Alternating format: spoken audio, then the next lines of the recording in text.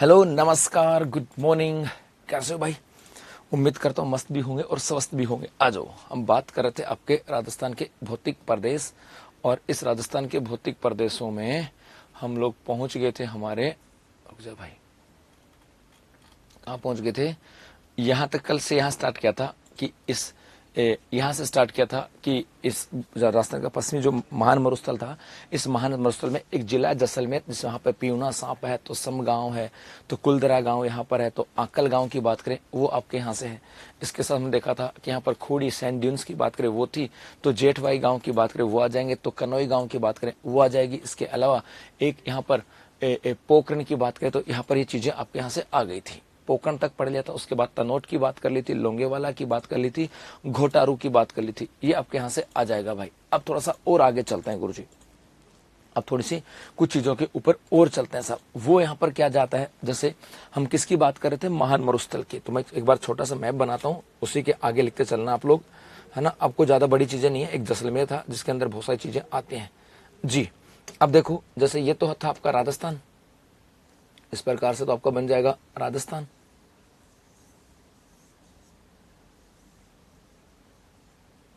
जी, ये राजस्थान था, और इस राजस्थान में यहां से होकर के गुजरती आपके 50 सेंटीमीटर वर्षा रेखा, और यहां से होकर के गुजरती आपके, यदि हम बात करें तो आपके 25 सेंटीमीटर वर्षा रेखा। ठीक है, अब हटा देता हूं इस मैप को। जी हाँ, ये तो पढ़ रहे थे इस महान मरुस्थल की, और इस महान मरुस्थल के अंदर एक डिस्ट्रिक्ट हमने पढ़ लिया था बेसिकली, जिसकी कुछ भौगोलिक तथ्यात्मक बातें थी, मतलब वो बातें थी जो भौगोलिक थी साहब, उनकी बातें हम लोगों ने कर ली थी साहब। अब आगे देखो साहब, स्मारक का मतलब क्या होता है? स्टेचू। जी, अब यहां से आगे देखें कि गुरुजी हमने जैसलमेर की तो बातें कर ली थी, अब दो चार नाम यहां से और आते हैं, उनकी बात करते हैं। जैसे यहां पर आपके एक डिस्ट्रिक्ट आता है मेरे गुरुगुलो, बाड़मेर। तो अब आप बाड़मेर लगा के लिखोगे कि गुरुजी इस बाड़मेर में क्या है, क्योंकि इसी महान मरुस्थल के अंदर एक जिले का विस्तार और है, बाड़मेर। और यहां पर क्या है साहब, है ना भाई, बाड़मेर क्या है? तो इस बाड़मेर के अंदर ज्यादा कुछ नहीं है, तीन बातें हैं, तीन बातें जो आपको याद रखनी है, जो आपके भौगोलिक दृष्टि से पूछी जा सकते हैं साहब। जी हाँ, देखो सबसे पहले आता है, एक तो आता है माडपुरा बरवाला, एक तो आपके यहां से आता है माडपुरा बरवाला, एक तो आ जाएगा माडपुरा बरवाला। गुरुजी माडपुरा बरवाला, यहां पर क्या मिला तो पता है, यहां से भूमिगत जल के भंडार मिले थे, यहां से भूमिगत जल भंडार मिले हैं, भूमिगत जल भंडार मिले हैं, इसलिए चर्चा के अंदर है। अब तुम्हें इतना याद रखने की जरूरत नहीं कि कितना बड़ा है कितना कैसे नहीं है। ऐसा क्यों कह रहा हूं मैं? क्योंकि ये जो भूमिगत जल भंडार है, इसके बारे में कहा गया था यदि इनका सही उपयोग किया जाए, है ना,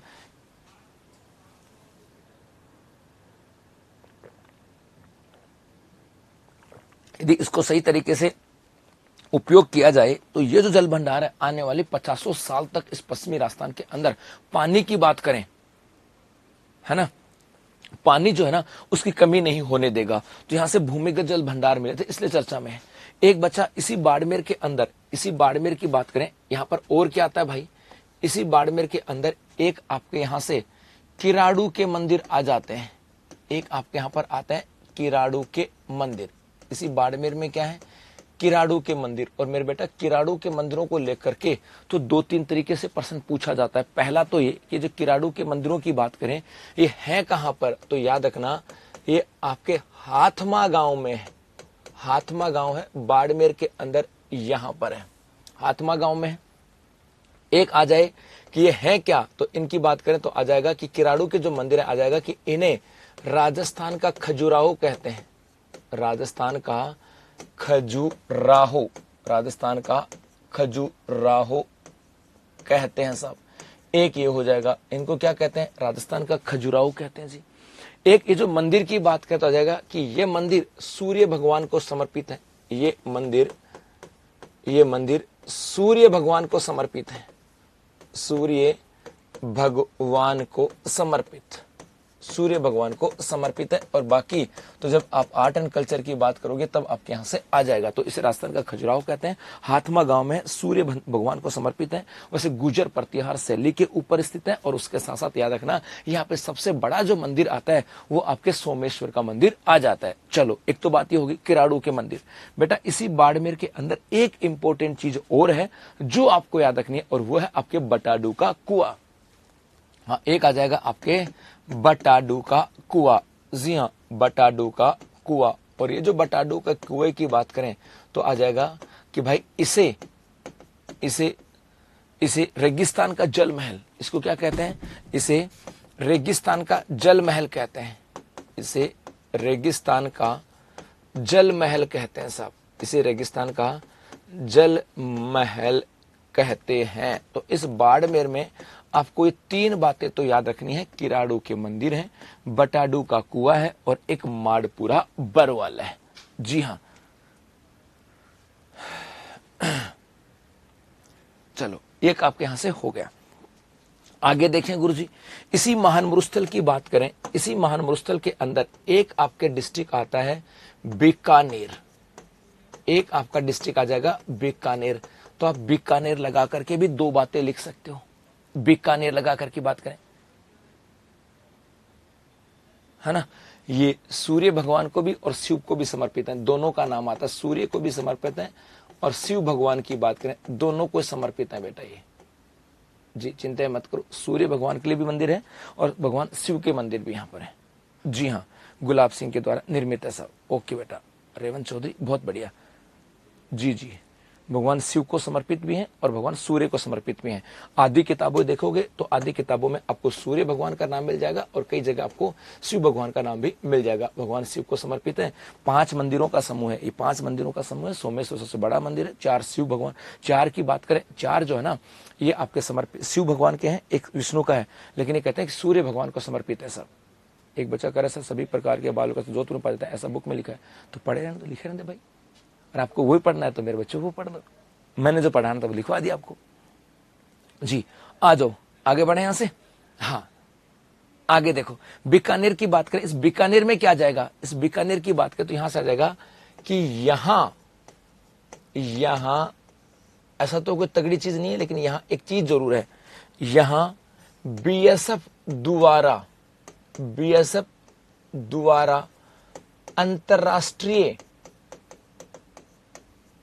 अंतरराष्ट्रीय सीमा पर पर्यटन स्पॉट बनाए हैं। और ये जो स्पॉट है ना, ये 2-4 हैं जो चर्चा में आते हैं साहब। यहां पर कौन सा सही माने? अब तेरी मर्जी, मैंने तो लिखवा दिया जो सही था।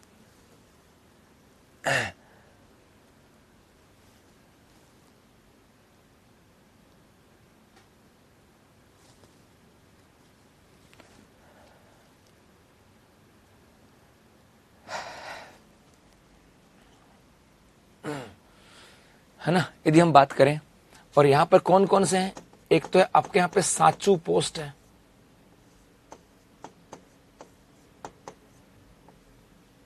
साचू पोस्ट है। एक आपके यहां पर है मारुति पोस्ट।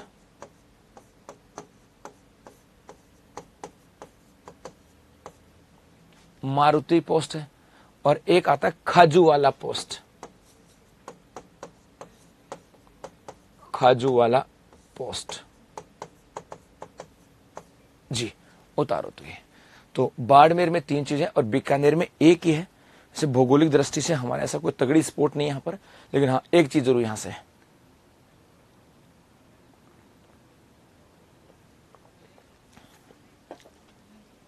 एक बच्चे ने प्रश्न पूछा, गुरुजी दोनों आ जाए तो क्या करें? बेटा पहली बात तो एग्जाम में इतना भोला नहीं है, बावड़ा नहीं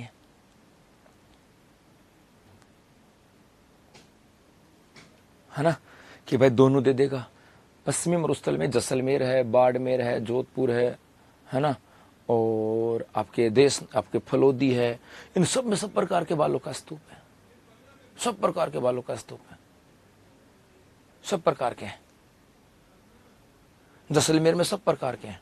जोधपुर में सब प्रकार के हैं, बाड़मेर में सब प्रकार के हैं, फलोदी में सब प्रकार के हैं, तो महान मरुस्थल में सब में है। बबलियान जैसलमेर में, उसको फिर हम थोड़ा सा आगे चलेंगे, अभी मैंने छेड़ा नहीं उसको, बबलियान को अभी छेड़ा नहीं बेटा मैंने भी जी। वो फायरिंग रेंज मैंने अभी नहीं छेड़ी है जी। पोस्ट का मतलब जगह, साचू पोस्ट बीएसएफ की पोस्ट है, जहां पे बीएसएफ के जवान रहते हैं सब जी। चलो आगे देखो, है ना, और आगे चले तो इस महान मरुस्थल के अंदर थोड़ा सा हिस्सा इस, चलो आगे देखते हैं। तो ये बेसिकली आपका क्या हो गया था, महान मरुस्थल वाली चीजें हो गई। तो यहां तक हम लोगों ने पढ़ लिया महान मरुस्थल। अब आगे चलते हैं और नंबर 2, और नंबर 2 आपके आ जाएगा अर्ध शुष्क मरुस्थल। पहले आपको मैप के हिसाब से बता देता हूं और फिर इसकी विशेषताएं।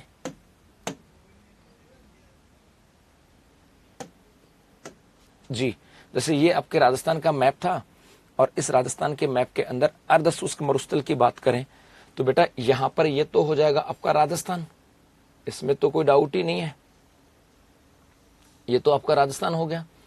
और इस राजस्थान के अंदर यहां से हम बात करें, ये हो जाएगा आपके 50 सेंटीमीटर वर्षा रेखा, ठीक है गुरुजी। और ये हो गई आपके 25 सेंटीमीटर वर्षा रेखा की बात करें, ये हो गई।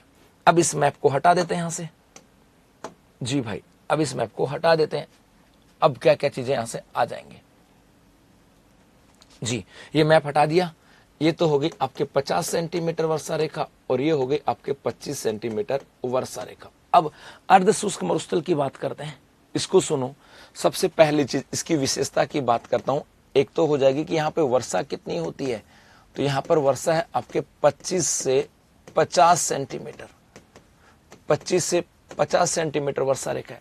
एक आ जाएगा कि भाई इसका एरिया देखो, लंबा चौड़ा एरिया है।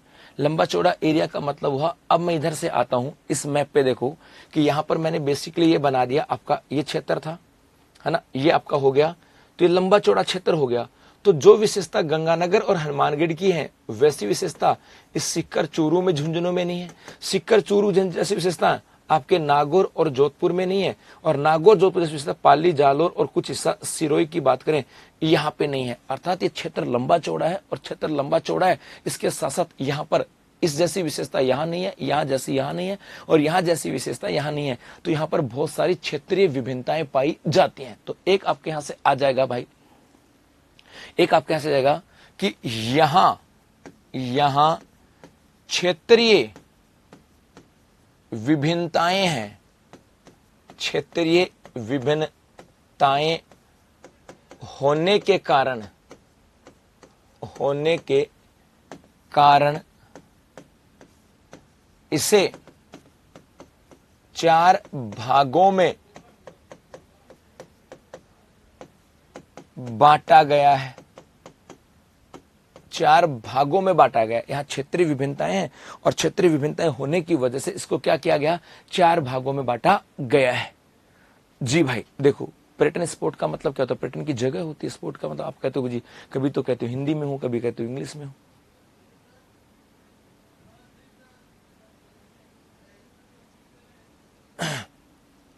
जी देखो, यहां से यदि हम इसकी बात करें, उसकी चीज बाद में बात करेंगे भाई। अब यहां पर 4 भागों में बांटा गया है। ये जो इलाका है आपका, अब इस मैप में देखो, फिर यहां लिखते हैं, ये जो आपके गंगानगर हनुमानगढ़ वाला इलाका है, एक तो ये है, एक आपके चूरू, सीकर, झुंझुनू की बात करें, एक इलाका ये है, एक डीडवाना, कुचामन, नागौर, जोधपुर की बात करें, एक हिस्सा ये है, थोड़ा सा, एक आपके पाली, जालोर और सिरोही का हिस्सा जाएगा, ये आपके इससे आते हैं जी। तो यहां पर नंबर 1 हिस्सा ये हो जाएगा, ये नंबर 1 है जी, ये नंबर 1 है। और इसकी बात करें तो आ जाएगा, इसे क्या बोलते हैं, घग्गर बेसिन। इसको क्या बोलते हैं, घग्गर बेसिन। तो एक तो आपके यहां से हो जाएगा घग्गर बेसिन भाई, घग्गर बेसिन। और इस घग्गर बेसिन का विस्तार जो है, ये आपका है गंगानगर और हनुमानगढ़, गंगानगर और हनुमानगढ़। घग्गर बेसिन की बात करें, इसका विस्तार कहां पर है? गंगानगर और हनुमानगढ़ में है। एक आ जाएगा इसी घग्गर बेसिन की बात करें तो यह सर्वाधिक सेम प्रभावित क्षेत्र है। सेम प्रभावित क्षेत्र, यहां पर सेम के लिए सिर्फ इतना याद रखना, सेम का मतलब होता है दलदली भाग। सेम का मतलब होता है दलदली भाग, ज्यादा कुछ भी नहीं है। मैप तो बनाना, मैप के साथ ही लिखना है। पहले ये लिखोगे वर्षा 4 भाग है, उसके बाद मैप के साथ पढ़ोगे। तो ये सर्वाधिक सेम प्रभावित क्षेत्र है। अभी सेम के बारे में कुछ नहीं बताऊंगा, सेम के आगे जब हम कृषि का चैप्टर आएगा तब पढ़ेंगे। बस इतना याद रखना, यह सेम का मतलब होता है दलदली भूभाग। तो ये सर्वाधिक सेम प्रभावित क्षेत्र है। उसके बाद थोड़ा सा आगे चलें, नंबर 2 की बात करें, ये नंबर 2 आ जाता है साहब। इसकी बात करें, इसे शेखावाटी या इसी को कह देते हैं आपके काटली बेसिन। शेखावाटी या काटली बेसिन कहते हैं। इसको क्या बोलेंगे? शेखावाटी या काटली बेसिन। और इसकी बात करें तो इसका विस्तार हो जाएगा आपके चूरू, सीकर और झुंझुनू। चूरू, सीकर और झुंझुनू में यहां पर है साहब। इस काटली बेसिन की बात करें तो गुरुजी यहां पर भी कोई बातें आती हैं क्या? 1-2 लाइन तो पढ़ेंगे मेरे भाई यहां पर भी। वो क्या? शेखावाटी बेसिन की बात करें तो यह अंतः जल प्रवाह क्षेत्र है। यह अंतः जल प्रवाह क्षेत्र है साहब।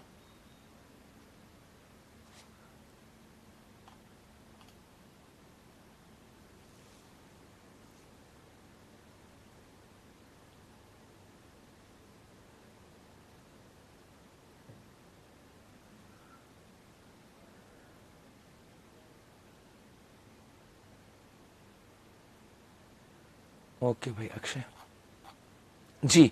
सर ये अंतः जल प्रवाह क्षेत्र है। अंतः जल प्रवाह का मतलब होता है कि भाई पानी जो है ना जमीन के नीचे चले। जब पानी जमीन के ऊपर चलता है तो उसको तो हम बोल देते हैं नदी। भाई पानी सतह पर बहता है उसको तो हम क्या कहते हैं? नदी। लेकिन पानी जमीन के नीचे नीचे भी चलता है, और वो जो क्षेत्र है वो आपके अंतः जल प्रवाह क्षेत्र। कौन सा? शेखावाटी। और कई जगह आपने एक लाइन और पढ़ी होगी कि यहां कच्चे कुएं को जोहड़ कहते हैं, कह देते हैं यहां कच्चे कुओं को जोड़ कहते हैं। बेसिकली ऐसा है नहीं, लेकिन फिर भी एग्जाम में आ जाए उसका ध्यान रखना। एक आ जाएगा कि यहां कच्चे कुओं को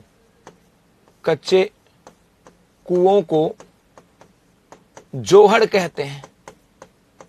जोहड़ कहते हैं। एग्जाम में आ जाए कि कच्चे कुओं को क्या कहते हैं? जोहड़। तो अलग बात है, बल्कि कहते नहीं है। जोड़ का मतलब होता है कच्चा तालाब होता है जिसमें भैंस नहाती है, वो जोड़ है।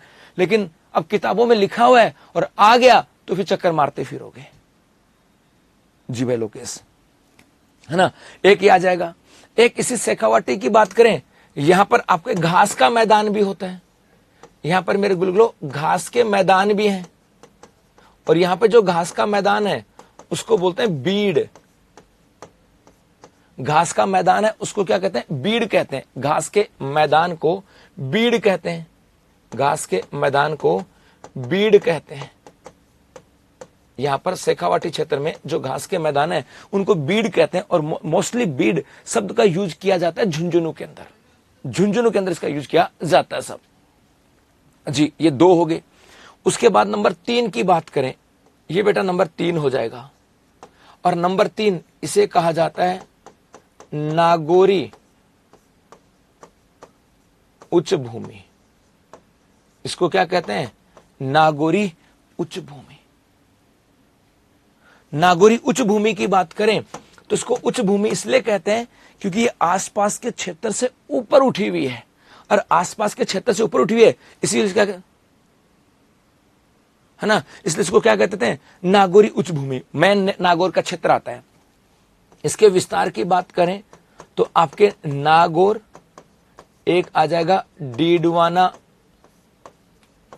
कुचामन, और एक आ जाएगा आपके जोधपुर। तो नागौर, डीडवाना, कुचामन और जोधपुर का क्षेत्र है। एक आ जाएगा कि यहां पानी में फ्लोराइड अधिक है। यहां पानी में फ्लोराइड जो है ना वो अधिक है, और जब पानी में फ्लोराइड होता है तो फ्लोराइड पानी पियोगे तो भैया अपनी हड्डियां तो खराब होंगी, हड्डियां तो खराब होंगी साहब, हड्डियां खराब होंगी। तो हड्डियां जो खराब होती हैं तो जिस क्षेत्र में वो जो हड्डियां खराब वाला क्षेत्र है उसको पूरे को कहा जाता है आपके कुब्बड़ पट्टी या बाकी पट्टी। तो एक आपके यहां से आ जाएगा, यहीं पर आपके है कुब्बड़ या बाकी पट्टी। और कुब्बड़ या बाकी पट्टी की बात करें, ये हो जाएगा आपके अजमेर से नागौर के मध्य, अर्थात अजमेर से और नागौर के बीच का जो हिस्सा है वहां पर कुब्बड़ के रोगियों की संख्या ज्यादा है, इसलिए इसको कहते हैं कुब्बड़ पट्टी। तो नागौरी भूमि, नागौर, डीडवाना, कुचामन, जोधपुर का क्षेत्र है। पानी में फ्लोराइड अधिक है, फ्लोराइड युक्त पानी पीने से हड्डियां टेढ़ी मेढ़ी हो जाती हैं, कुब्बड़ निकल जाता है। तो यहाँ पर कुब्बड़ के रोगियों की संख्या ज्यादा है, इसलिए यहाँ पर एक नाम आता है कुब्बड़ पट्टी, और ये अजमेर से नागौर के बीच में है जी। ये आ जाएगा आपके यहाँ से जी। घग्गर बेसिन में सर्वाधिक सिंचाई नहरों से होती है। चलेंगे भाई आगे। सर आपकी स्पीड बहुत स्लो है, मुझे मेरा पता है मेरा सिलेबस कब करना है भाई जी। आ जाओ साहब। और नंबर 4 ये आ जाता है बेटा। और नंबर 4 की बात करें, इसे कहा जाता है आपके लूणी बेसिन। बेसिन का मतलब आता है नदी का बहाव क्षेत्र, लूणी बेसिन। और इसके अंदर आपके पाली, इसी के अंदर आपके जालोर, है ना, इसी के अंदर आपका कुछ हिस्सा आ जाएगा सिरोही का, और इसी में कुछ हिस्सा आ जाएगा आपके ब्यावर का। ये है, पूरा ब्यावर भी नहीं है और पूरा सिरोही नहीं है। ये सिरोही पूरी नहीं है और ब्यावर पूरी नहीं है, इनका कुछ कुछ हिस्सा है ना। पाली जालोर की बात करें, मोस्टली ये आपके साथ आ जाएगा यहाँ पर पाली जालोर। कुछ हिस्सा इसमें जैसे आपके बाड़मेर का भी आ जाएगा, बाड़मेर भी है, और बालोतरा का हिस्सा भी आ जाएगा, बाड़मेर और बालोतरा ये सब भी आ जाएगा। और इस लूणी बेसिन में एक ही चीज आपको याद रखनी है कि इसे गोड़वाड़ बेसिन भी कहते हैं, बस इसके अलावा कुछ भी नहीं है। तो अर्ध शुष्क मरुस्थल सिर्फ इतने से सिंपल सा है कि वर्षा 25 से 50 सेंटीमीटर, क्षेत्रीय विभिन्नताएं होने के कारण से 4 भागों में बांटा गया। ये मैप बना करके नंबर 1 घग्गर बेसिन है, जो घग्गर नदी का बहाव क्षेत्र है, गंगानगर हनुमानगढ़ आता है और सर्वाधिक सेम प्रभावित क्षेत्र है। नंबर 2 काटली बेसिन है, सिक्कर चूरू झुंझुनू का क्षेत्र आता है। ये अंतः जल प्रवाह क्षेत्र है, या कच्चे कुओं को जोड़ कहते हैं और घास के मैदान को बीड़ कहते हैं। नागौर भूमि, नागौर, डीडवाना, कुचामन, जोधपुर का क्षेत्र है। पानी में फ्लोराइड अधिक है। कुब्बड़ पट्टी या बाकी पट्टी आपके यहाँ पर है, तो अजमेर से नागौर के मध्य यहाँ पर कुब्बड़ पट्टी है। लूणी बेसिन पाली, जालोर, सिरोही, ब्यावर, बाड़मेर, बालोतरा कैसा है, जिसमें पाली, जालोर पूरा आ जाता है। सिरोही, ब्यावर, बाड़मेर, बालोतरा की बात करें इसका कम हिस्सा आता है, और इसे गोडवार बेसिन भी कहते हैं। ये आपके यहां से आ जाएगा साहब।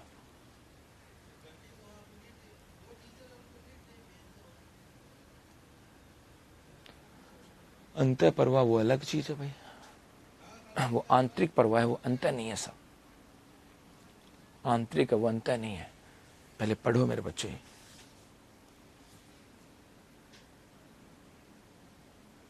ओके बेटा धर्मेंद्र, ठीक है साहब।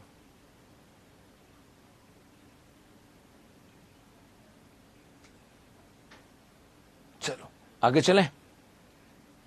जी हाँ, अब 1-2 स्टेटमेंट और हैं। अब मैं आपके यहां पर एक नोट लगा करके लिख रहा हूं, नोट। अब एक नोट लगा करके लिख रहा हूं साहब। एक तो ये, पहला तो ये कि नागौरी उच्च भूमि क्षेत्र में फ्लोराइड निवारण हेतु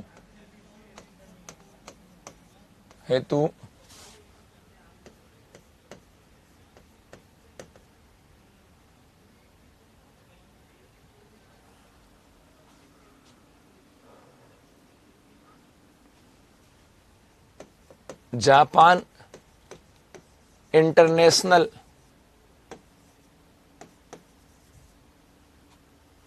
कॉरपोरेशन, जिका एसोसिएशन की बात करें, जापान इंटरनेशनल कॉरपोरेशन एजेंसी जो है ना, जिका द्वारा कार्यक्रम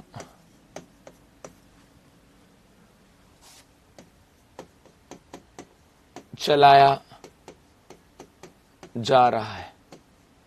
एक तो याद रखना, यदि पूछे कि नागौर क्षेत्र जो था वहां पर फ्लोराइड पानी है, उस फ्लोराइड पानी के निवारण के लिए किसके द्वारा सहयोग से काम चल रहा है, तो आपके यहां से आ जाएगा जिका के साथ।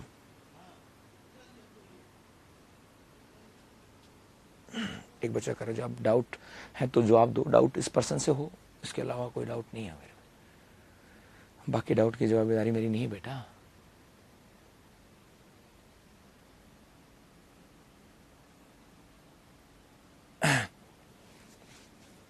जी आगे देखो, एक आपके यहां से आ जाएगा कि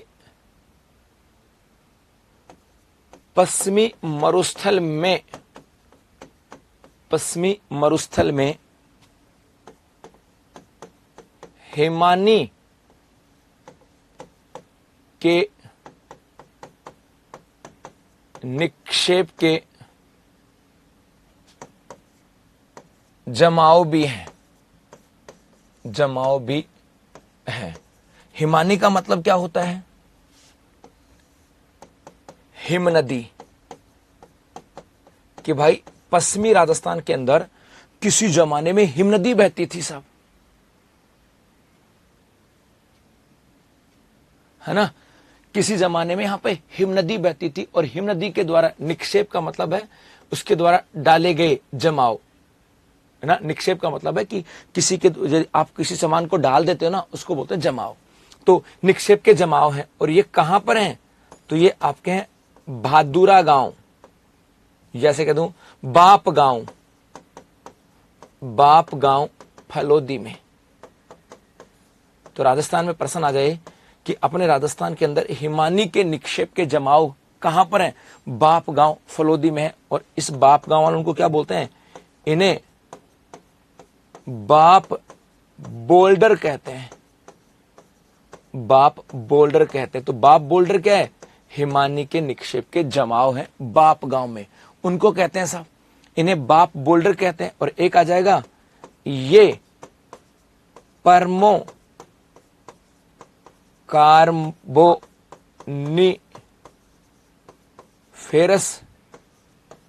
युग के हैं। ये दो प्रश्न आते हैं साहब, ज्यादातर ये प्रश्न आता है कि राजस्थान में हिमानी के निक्षेप के जमाव कहां मिले, तो मिले थे बाप गांव के अंदर। या प्रश्न मिलेंगे कि राजस्थान में बाप बोल्डर कहां पर है, बाप गांव जोधपुर के अंदर है। या बाप बोल्डर क्या है, तो हिमानी के निक्षेप के जमाव है और उनका युग क्या है, परमो कार्बोनिफेरस युग। ये दो आपको ध्यान रखना साहब जी।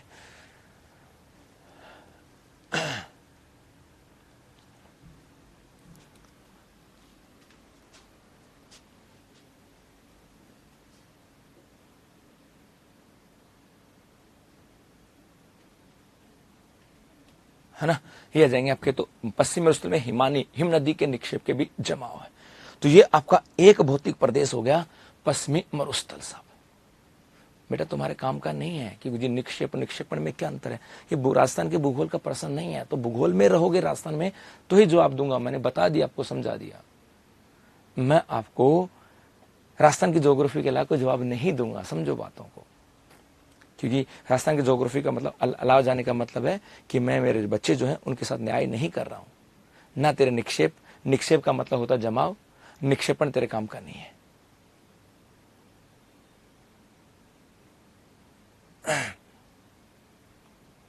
जी, तो आपका एक भौतिक प्रदेश हो गया और वो हो गया पश्चिमी मरुस्थल। अब इस पश्चिमी मरुस्थल में कोई ऐसा डाटा जो चीज वो नहीं समझ आए, वो यहां से बताओ साहब, वो मुझसे पूछ सकते हो जी। पश्चिमी मरुस्थल में, ये महान मरुस्थल में लिखना चाहिए था बाप, और क्यों यहां लिख दिया तो क्या दिक्कत होगी नोट लगा करके।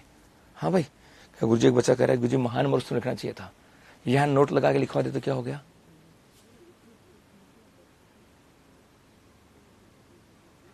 भाई 12वीं में पढ़ा होगा बेटा, लेकिन मैं यहां जवाब नहीं दे सकता आपको जी।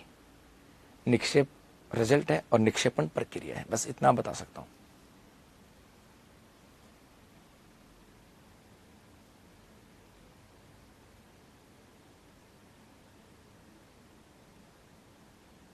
सर आपने नोट में लिखा है, इसे क्वेश्चन कैसे आएगा? राजस्थान में हिमानी निक्षेप के जमाव कहाँ है? बाप गांव में। बाप बोल्डर कहाँ? बाप गांव में। प्रश्न तो ये आएगा ना, प्रश्न एग्जामिनर देखेगा, कैसे बताएगा? बीकानेर में युद्धाभ्यास क्यों नहीं बताए? आगे बताऊंगा भाई। प्रश्न कैसे आएगा? इसके बाहर तो आएगा नहीं। अब कैसे बन सकता है? बाप बोल्डर को फलोदी में कर सकते हैं क्या? तो बाप बोल्डर फलोदी में तो है।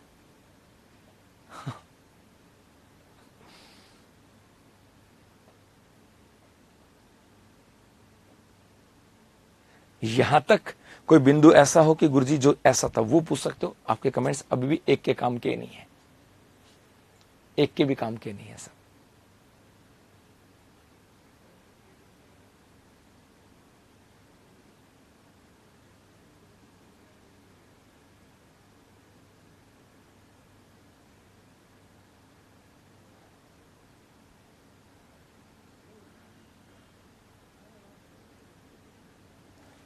जी चलो आगे देखो। नहीं काम का होगा तो मैं जवाब दूंगा, अदरवाइज नहीं मेरे बच्चे, है ना जी। उसके अलावा नहीं। हाँ अब अगले भौतिक प्रदेश की बात करते हैं। नंबर 2 भौतिक प्रदेश। अब एक भौतिक प्रदेश परा, अब दूसरे नंबर का भौतिक प्रदेश है और उसका नाम है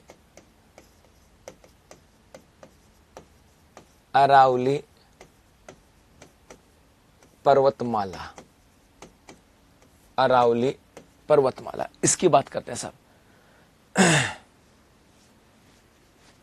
अरावली पर्वतमाला जी देखो साहब, सबसे पहले इस अरावली पर्वतमाला के सामान्य परिचय की बात करते हैं।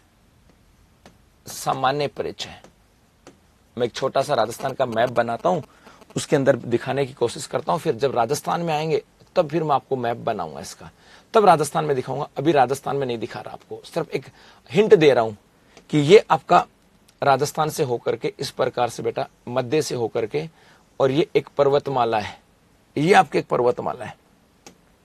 और ये जो पर्वतमाला है इसी को हम लोग क्या कहते हैं? इसी को कहते हैं हम लोग अरावली पर्वतमाला, जो राजस्थान से को लगभग 2 भागों में बांटती है और बीच से होकर के एक पर्वतमाला गुजर रही है। इसी को हम लोग क्या बोलते हैं? अरावली पर्वतमाला। इसका सामान्य परिचय है। ये मैप बनाते हो तो ठीक है और ना बनाओ तो भी कोई इश्यू नहीं है साहब। जी हाँ, सबसे पहली चीज तो आती है, यदि हम इसके निर्माण की बात करें, इस अरावली पर्वतमाला के, और जी सबसे पहले तो हम बात करते हैं गुरुजी इसका निर्माण कब हुआ। तो अरावली पर्वतमाला का जो निर्माण हुआ था, ये हुआ था आपके प्री कैम्ब्रियन युग में। इसका निर्माण हुआ प्री कैम्ब्रियन युग में। एक आ जाएगा, यह विश्व की सबसे प्राचीनतम पर्वतमाला है।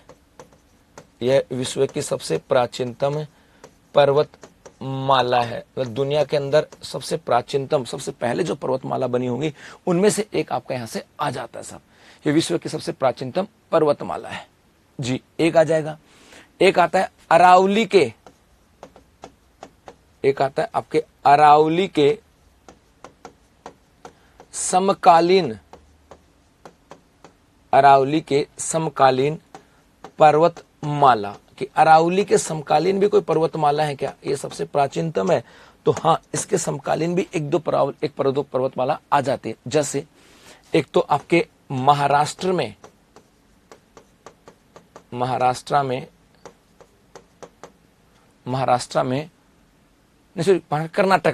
कर्नाटक में धारवाड़ की पहाड़ियां। एक तो आपके कर्नाटक में धारवाड़ की पहाड़ियां, कर्नाटक में पहाड़ियां हैं जिनका नाम है धारवाड़ की पहाड़ियां, ये अरावली के समकालीन है साहब। एक आपके आ जाएगा विंध्याचल पर्वतमाला। विंध्याचल पर्वतमाला, स्पीड बढ़ा लेंगे बेटा, चिंता मत करो। विंध्याचल पर्वतमाला। और एक आपके यहां से हो जाएगा अल्पेशियन पर्वतमाला, अल्पेशियन पर्वतमाला जी, ये आपके यहां से। और अल्पेशियन की बात करें तो ये आपके यूएसए के अंदर है जी। विंध्याचल की बात करें तो इसका मैक्सिमम हिस्सा आपके एमपी में है। दूसरा एक आपके यहां से आता है, सर मरुस्थल का क्षेत्रफल कितना है? 61.11% लिखवाया था ना बेटा। तो 3,42,000 का 3,42,000 का 61.11 देख लो बेटा कितना था, लगभग 2 लाख के आसपास, समकालीन का सेम टाइम जी। एक आ जाएगा इस्सा,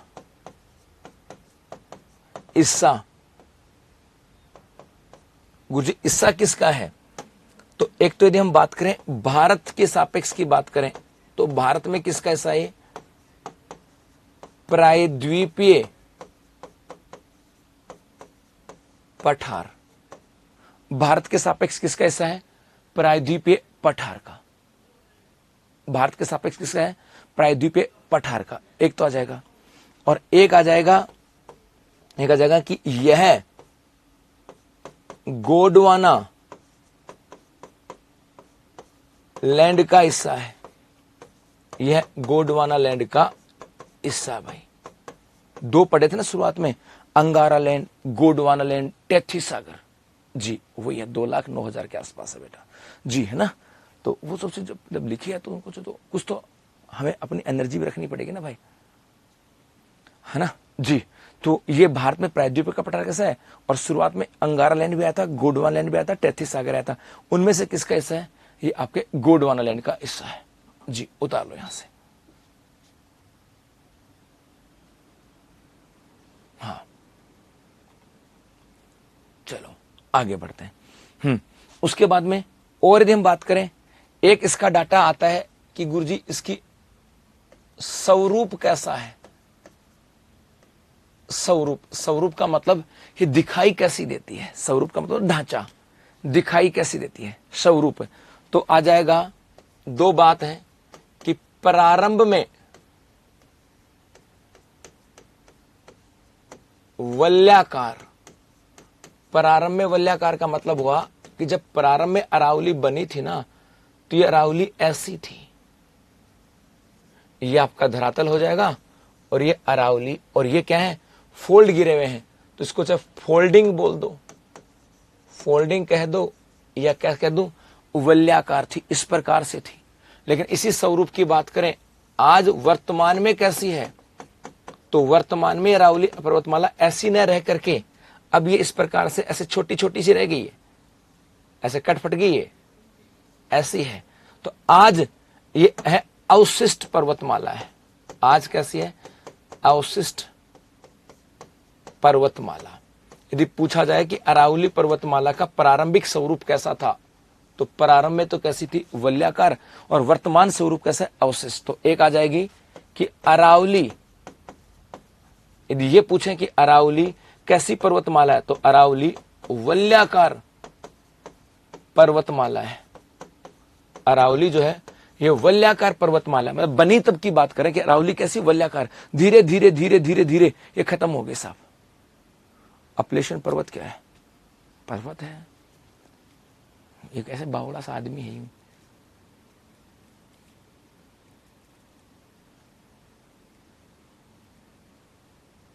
ओके हुमायूं, है ना भाई। वो अपलेशन एक पागल है, एक आदमी, वो गलती से लिख गया बेटा जी। तो ये अरावली कैसी है? वलयाकार पर्वतमाला है। अपलेशन क्या है? पर्वतमाला एक लिखा भी अपलेशन पर्वतमाला, अपलेशन पर्वत है, नाम है उसका जी। उतार लो यहां तक तो, है ना। चलो, तो तुम्हारे कमेंट्स तो मैंने जवाब देने तो बंद ही कर दिए, क्योंकि काम के तो है नहीं।